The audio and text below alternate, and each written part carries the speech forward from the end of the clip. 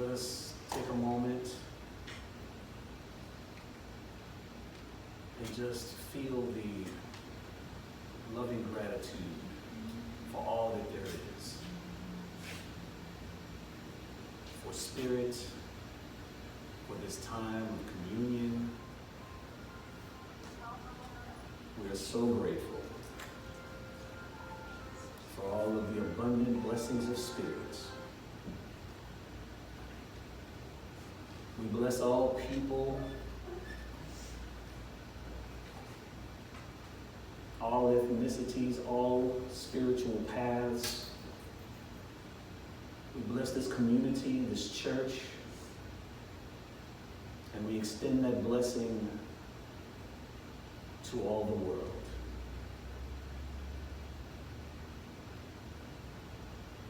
We are truly grateful. And we feel that loving gratitude for all that we are and for all that God is. In the name and after the nature of the indwelling I am Christ. And so, let us all say, Amen. Amen.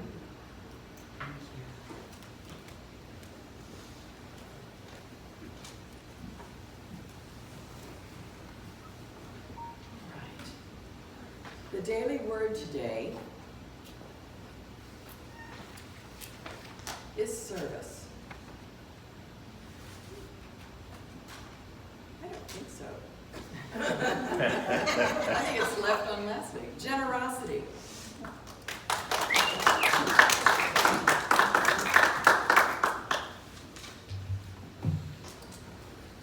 Good morning again. How's everybody doing this morning? All right. Okay. So, I feel so blessed to, as I stated, be in this new sanctuary. This sanctuary is a culmination of a lot of hard work and patience and diligence, and there were so many things that you all went through to get back in the sanctuary. And so this is truly humbling to be here. So I'd like to start out with a joke. So I have two jokes. One, and they both have the same theme. One joke is, well, how do you give an ice cube an identity crisis? Drop it like it's hot.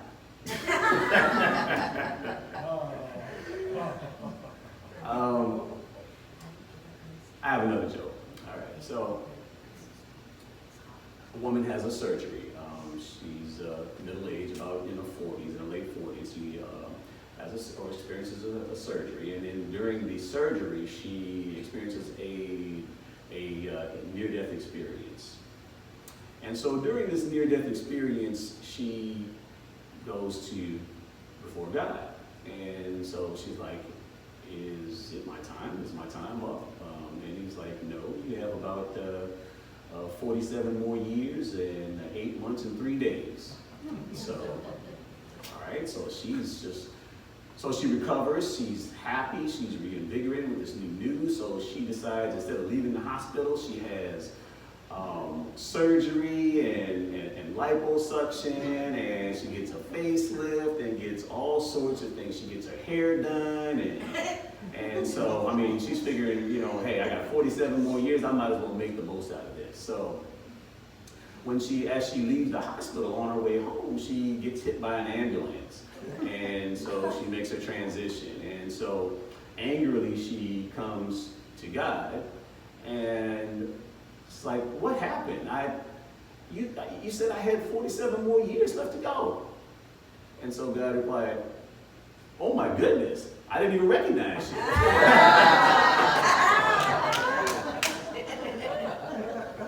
So what do these two jokes have to do with? They have to do with identification.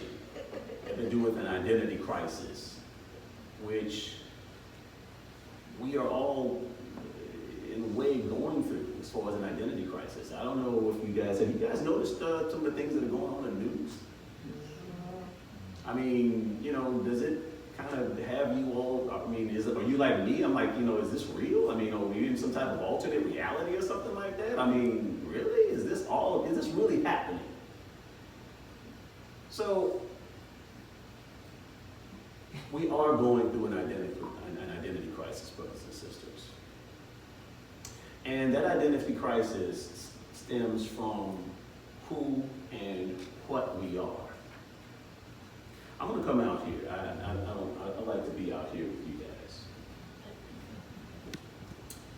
So, who and what we are. So who are we? What are we? Well, who we are is in the story. It's the story. We are creating a human story. What we are, however, resides in absolute truth. It is unchanging. It does not change. In spite of what happens in the story, what we are does not change. It is eternal. It is anchored. It is truth. Truth does not change. However, the story does change. Now, who we are, if we are not experiencing the state of what we are, which in what we are one. So if we're not experiencing or expressing a state of our oneness as is what we are, we create a rift from what we are. What we are cannot follow who we are expressing as who we are. It cannot follow that. So when this happens, then we begin to experience apathy and disconnection when we are not expressing the oneness, which is the natural state of existence of what we are. Am I making any sense? Mm-hmm. Okay, all right. So, what are we? What are we? Well, I like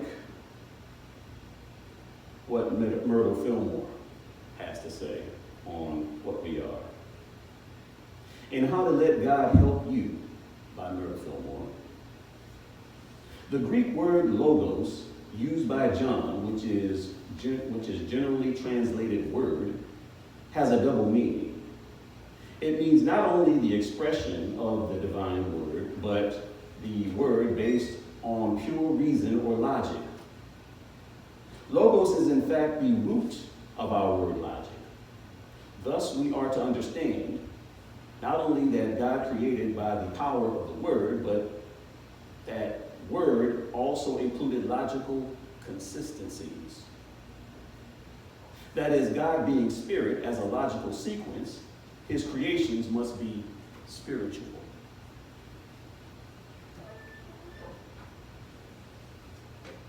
We thus arrive at a concise and rational conclusion that all of man that is permanent must be us of necessity be spiritual. Knowing this to be true, and also that the only permanent creation must in some way express the words of truth, man has but to think right thoughts in order to come into harmonious surroundings. In A Course in Miracles, lesson 97. I am spirit. We state again the truth about yourself, the Holy Son of God, who rests in you, whose mind has been restored to sanity. You are the spirit lovingly endowed with all your Father's love and peace and joy. You are the spirit which completes himself and shares his function as creator. He is with you always, as you are with him. So, we are spirit. We are spiritual beings. That is our original state of existence. Before we came here, before we began to identify or create an identity of ourselves, before we came here, and then through our interactions with the world that we were born into, we began to build up a mental construct of ourselves. We were already in existence before then, brothers and sisters. We were in existence as spirit. That is our original state of existence. And when we identify with anything other than our original state of existence, that is when you see much of the things that you see in the world being manifested. We have no choice but to manifest things. We're creators. It's the family business. We're creators. So when we are coming from an identity that is based on who we are, when we are really in a true understanding of what we are, then we create beauty. And you see it expressed. So who are we? Who are we now? We already know what we are. We are spiritual beings going through a spiritual experience, learning about ourselves, spirit, God, through a gradual integration of the personality with our divine nature. That is who we are. So what and who we are is still based on spirit. It is the non-recognition of this, however,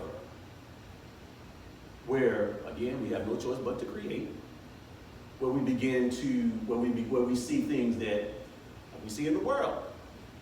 For example, the Bahamian survivors of Hurricane Dorian being turned away for not having proper identification for injury in the United States.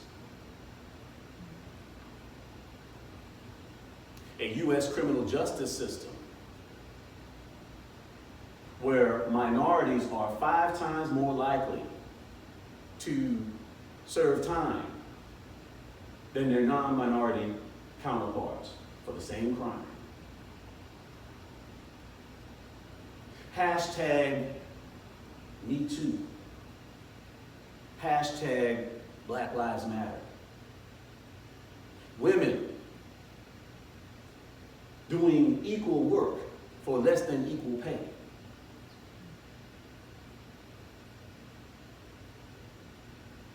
Discrimination against the LGBTQ community for the attempts of some to dictate who a person has the right to love. Is this sanity? Is this expressing our oneness? Is this the world that our master teacher and elder brother, Jesus, advocated? Is this expressing our original state, which is spirit?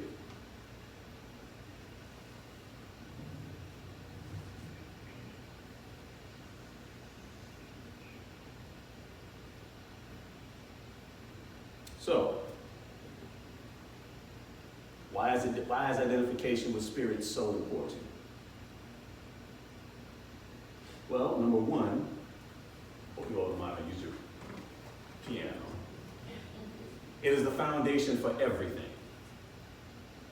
It is the foundation for everything. Now, I have like less than 20 minutes now to actually discuss what everything is, but just take my word, it's the foundation for everything. Okay? It is what anchors us. You have to understand, in this reality, things change all the time. Perceptions change, opinions change. If one is not deeply rooted in spirit, in a changeable world, where is the consistency in the person? Am I making any sense? Okay. So, number two, It is a universal symbol of inclusion. You see, brothers and sisters, for the most part, people don't intend to discriminate against people, to be honest with you. They don't. For the most part, I mean, there are a few situations, but people do not generally intend to exclude people, okay?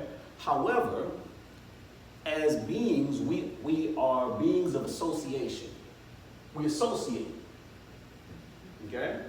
So, we create a circle of associations where, you have your church, you have your church community, you have your political affiliation, you have maybe you're in a bowling league, maybe you live in a certain community, maybe a little bit has to do with your class as far as maybe you're educated, or maybe you make a certain amount of income per year. But we, as beings, we create these circles of association.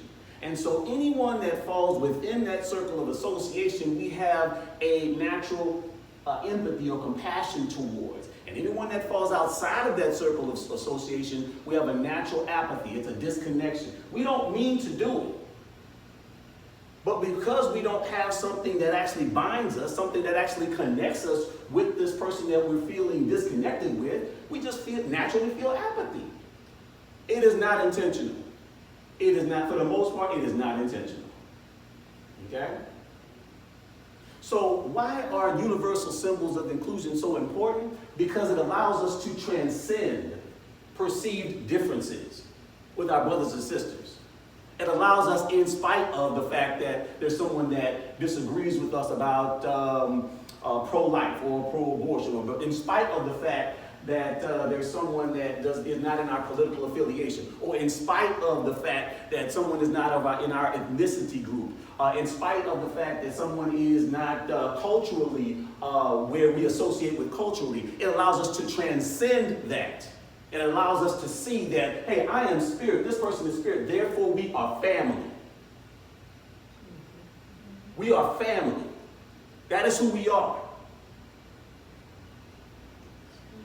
In spite of these differences, we are meant to be different, brothers and sisters. We're meant to have different ideas, different viewpoints. We're meant to have these things. But yet we exist in a society, we live in a society that excludes certain individuals for how they feel and how they perceive and how they see things and where they associate with.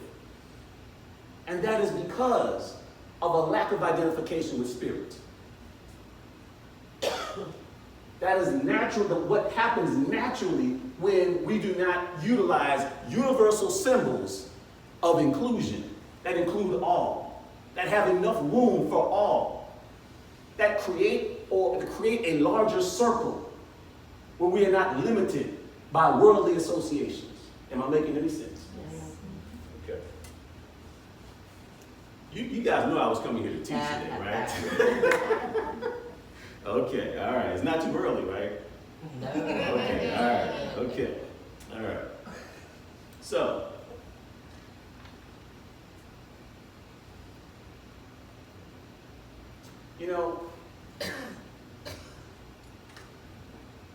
why we do this is to create compassion. To create compassion for somebody who we initially didn't have compassion for. All right? So what are some of the ways? I mean, compassion is a part of love, but love is a principle. It just basically sits there. It's a principle, okay? It's a powerful principle, but it's a general principle. One of the ways that we express the principle of love is through compassion. So how do we experience compassion? We can experience compassion in numerous ways.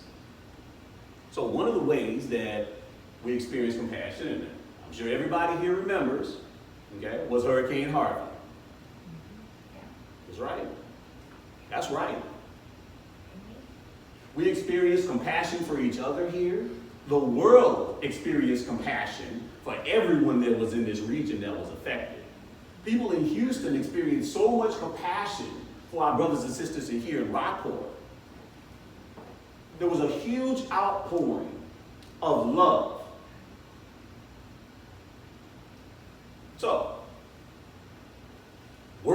So life-changing events is one way that we experience compassion.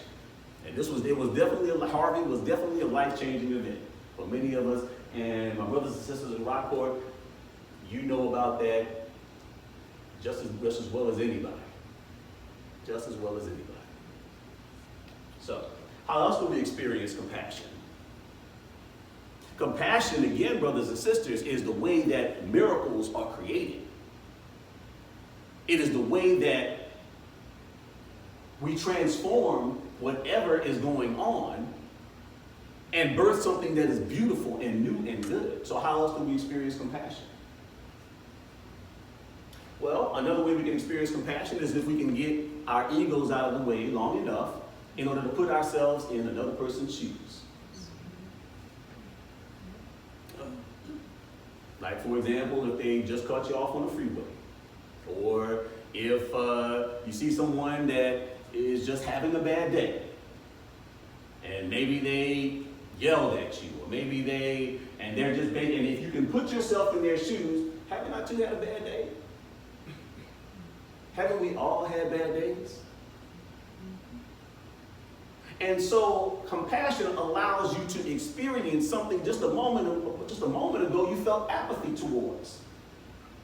It completely rearranges your perception and allows you to see things differently.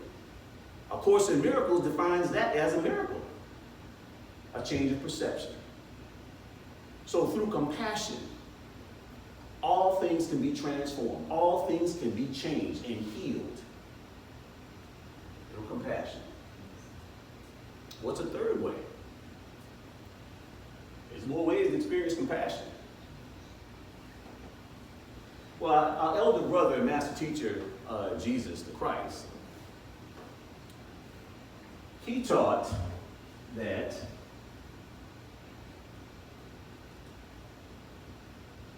the way is through a proper identification of who you are. Now, again, I have maybe about, 10, 12 minutes now. I don't have time to talk about everything that Jesus talked about, okay, because he was deep. He talked about many things. But one of the things that he talked about was family. He talked about identifying yourself as children of God. He created the concept of family. And he was big on this concept. When there were some people, and I'm just paraphrasing right now, there were some people that were saying, Jesus, your mother Mary is waiting on you. And he was like, I'm with my family. He said that, right? Yeah. He taught the concept of family. Family is something that has been taught generationally in our community since the Stone Age. Okay? It is something that is within us. Okay? We've all had people in our family that we didn't agree with. Am I correct? I know I have. You know, we've had some black sheep in our family. We've had some people that, it's like they're family, but oh my goodness, they can get under our skin. They're family, but oh my goodness, it's like every single way that they think, you think completely in a polar opposite. Does everybody have some family like that? I know I do. But I tell you what, in spite of these differences, we've been taught that family is important. That has been instilled in us. Family. The concepts of family. So in spite of your difference, when it really comes down to it, with this family member, if they're going through something, you are going to be there for them. You are going to put away your differences, and you are going to come to the table and help your family. Am I correct? That's right. That's right. And that is something that we have been taught. Some people have been taught family comes first. That's right. In spite of your differences. In 1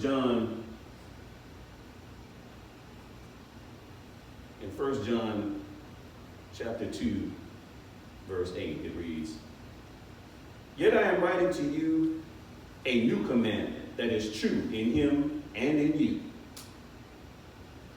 Because the darkness is passing away and the true light is already shining.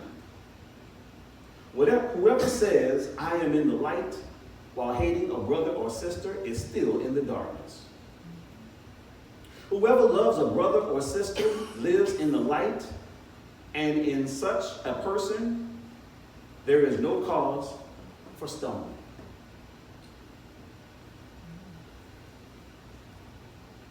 So family comes first.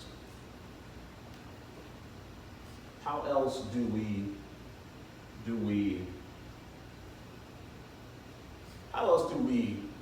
bring light and change to this world? How else do we find beauty in the insanity? Which is the name of my talk, by the way. Finding beauty in the insanity. How else do we do that? Authenticity. Authenticity. So what I mean by authenticity is being authentic and true to yourself in order to be authentic and true to others. You know, I realize that what I just said is not easy. It is not easy. You know, the last time I came here, I talked about for those of you who were here for my last talk, I talked about how I found it difficult when I was a teenager to be authentic because I was afraid. I wanted to fit in. I wanted social acceptance. Okay? Well, we still experience that right now in our society. We have a society that has a status quo idea of beliefs. And many of us, to be accepted, many of us find ourselves in compliance with other people's idea of us. How other people think that we should be. How other people think that we should behave.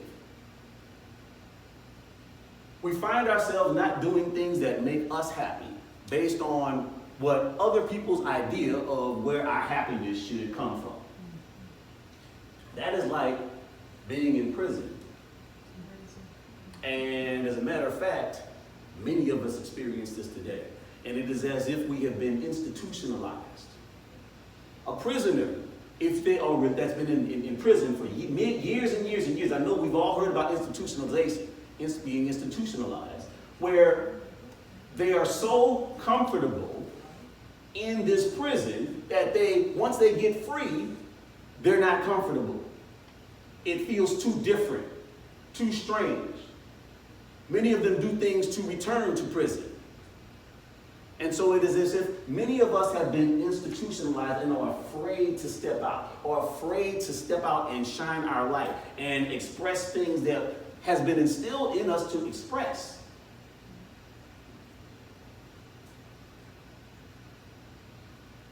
So, what happens when we are true to ourselves? What happens when we free ourselves? What happens when we say, you know something? In spite of what I perceive or people's idea of how I should be, I'm going to be true to me. You know, I have always wanted to do this. I have always wanted to do that. And then just take a chance. And then begin to express something that is deeply rooted, something that has always been wanting to come out, something that has always been wanting to express itself. That is spirit wanting to birth something through you.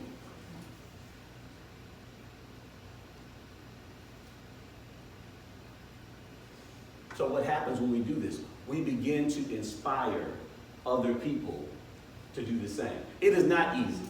It is not easy. And I'm going to tell you right now, there will be many people that will look at you initially when you begin to express yourself in this way. It's like, what is he doing? What is she doing? You know, and you will begin to feel that pulling to get back into that little closed space again. you know, where it's comfortable, you know, because, whoa, I didn't mean to upset anybody. I didn't mean to offend it. Sorry, you know. Continue doing what it is within you to do. Start that group. Start that movement. Start whatever it is that's within you to express it. If not you, then who? If not you, then who? It is like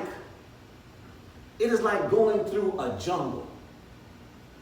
At first, it is not easy. You have all of this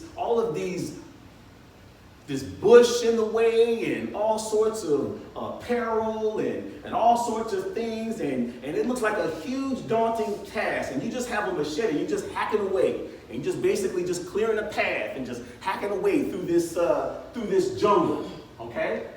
Now what happens when people see you doing that? First they're going to be looking outside that jungle like, what are you doing? And you're just hacking away. And then eventually some people are going to be inspired to start hacking and following the path that you have created, and then they're going to start hacking away and making the path wider and wider. And eventually you will have a huge freeway where everybody can go through this jungle and express themselves freely and truly and express what is within them to express. That is how you implement change. That is how you bring forth a new heaven and a new earth. That is how you express your divinity that is craving to be birthed out into this world of form, onto this human plane of existence. That is how you inspire people. That is how you make a difference. In The Gifts of Imperfection by Brene Brown. Authenticity is the daily practice of letting go of who we think we're supposed to be and embracing who we are. Choosing authenticity means cultivating the courage to be imperfect, to set boundaries, and to allow ourselves to be vulnerable.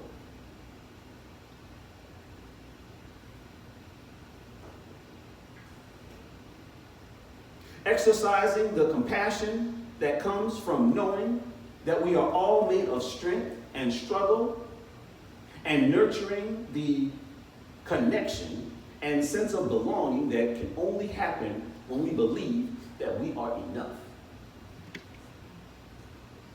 Well, I'm here to tell you, you are more than enough. You are more than enough right now.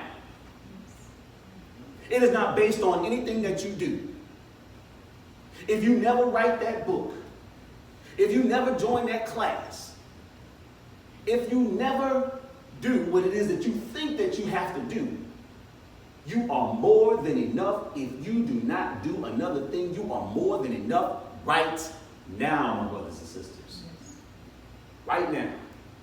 You don't have to do anything to be more than enough. You're already more than enough. In Finding Beauty in the Insanity by me, there's a paper that I wrote for Unity Urban Ministerial School. I'd like to conclude this with my paper. In order to harmonize this world, we must look beyond worldly consciousness and associations. Such consciousness is only effective in pointing out differences in order to sow division. Worldly consciousness will point out, yet do nothing to eradicate inequality. We must look beyond this world of insanity a little higher, towards universal symbols of inclusion that have more than enough welcoming space to accommodate all the colorful diversities of this world. Let us align with that, with spirit. And by that very alignment, are we reminded that all people, whether they realize it or not, are spiritual beings. At that moment, are we set free as inequality is transformed into a distant memory. At that moment, will we joyfully begin to contribute to new paradigms of thinking, where erroneous concepts of not looking the same or of not thinking the same are transformed to have new meaning, where there is a higher regard for unique beingness, where thinking uniquely and having a range of unique concepts, ideas, and viewpoints is something that is regarded as beautiful and good. Imagine such a world, where the glorious light of inclusivity shines upon us all, driving away the shadows of fear, judgment, condemnation, and shame, chasing them far beyond our reach, never to be seen again. Imagine such a world. That world begins with you. So my brothers and sisters, go and be that light that our Father, Mother, God intended for you to be. Thank you.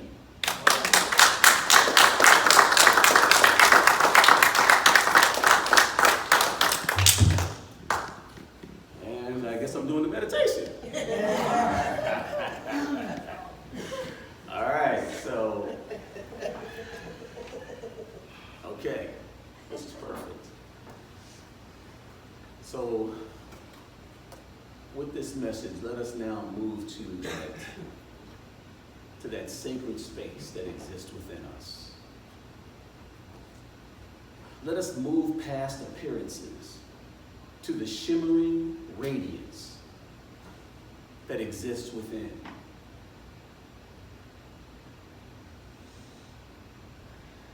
A place where our divinity and humanity are joined. And through that joining is birthed limitless potentiality. Let us move to that place in the silence.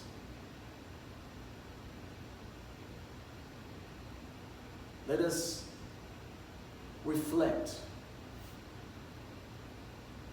on the message. Let us reflect on ourselves.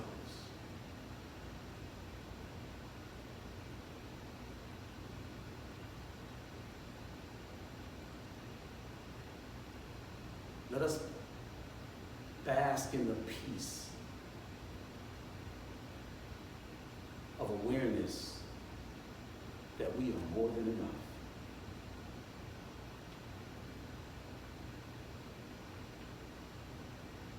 And let us feel that peace and awareness stimulating new areas of thought within our consciousness.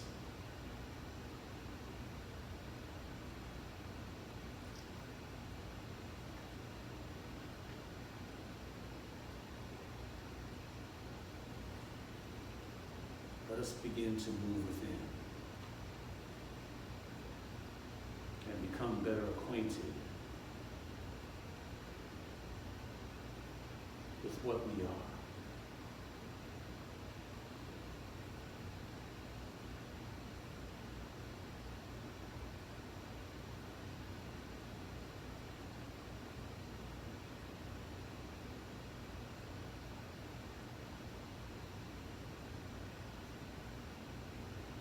Let us begin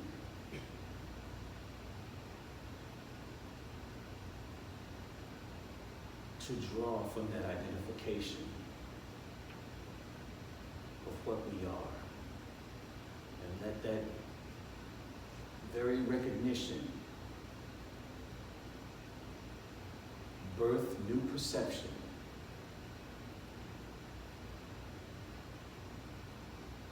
to allow ourselves to see beyond perceived differences.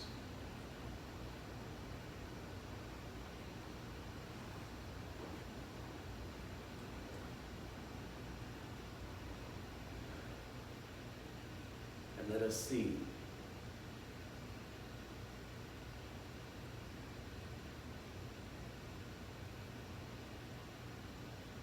strangers no more.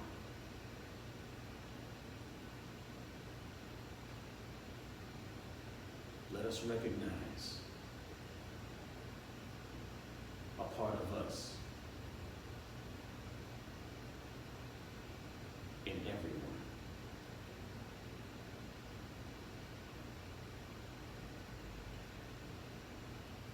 in spite of difference, in spite of appearance, in spite of behavior,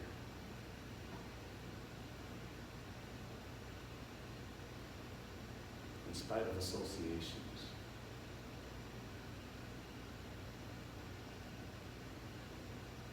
Let us expand our circle of associations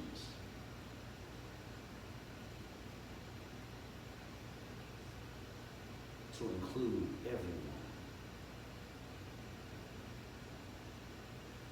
Let there be no thems in our consciousness. Let there only be us and we.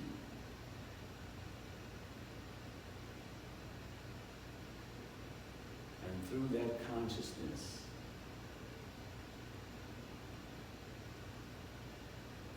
are all things transformed.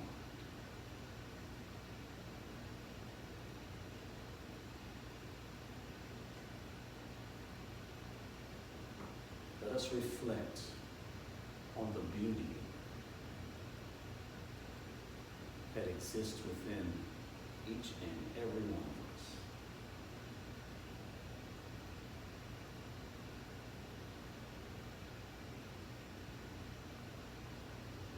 Let us reflect on things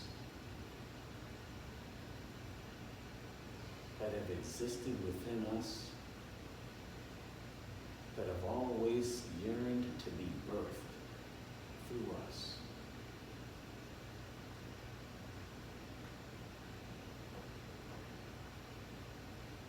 Let us reflect on these things.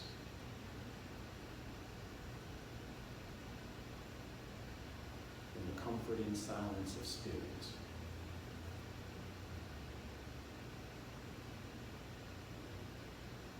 A place where we are one.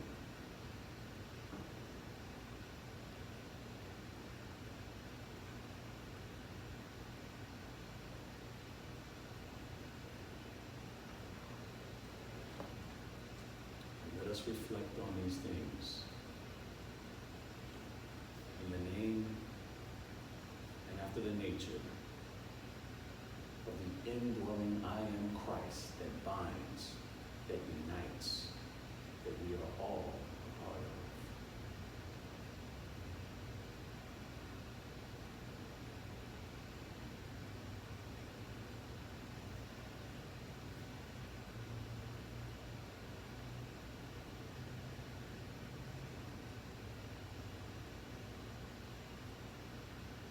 Now let us return. And as we return, let us see with new eyes, with new vision, with new purpose, with new understanding of who and what we are.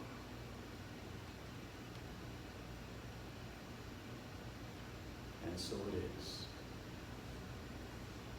Amen. Amen.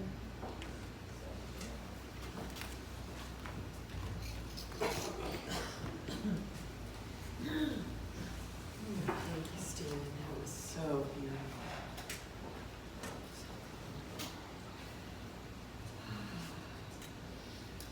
Now is the time for our offering. If you would, take your offering in your hand.